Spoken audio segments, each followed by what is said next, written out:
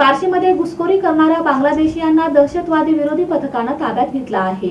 सोलापूरमधल्या बार्शीमध्ये अनधिकृत पद्धतीनं राहणाऱ्या 6 बांगलादेशी नागरिकांसह एकूण 9 जणांना पोलिसांनी ताब्यात घेतलंय।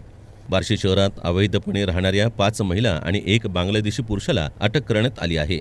बार्शीत राहण्यासाठी मदत करणाऱ्या तिघांना देखील पोलिसांनी यावेळी अटक केली। दहशतवाद विरोधी पथक, सोलापूर युनिट आणि बार्शी पोलिसांनी ही संयुक्त कारवाई केली।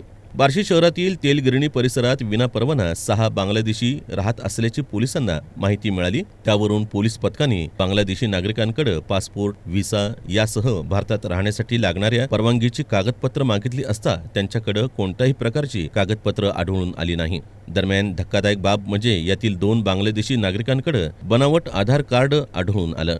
या 9 आरोपींविरोधात भारतीय पारपत्र अधिनियम 1985 कलमा अंतर्गत आणि परकीय नागरिक आदेश कलमा अंतर्गत गुन्हा दाखल करण्यात आला आहे।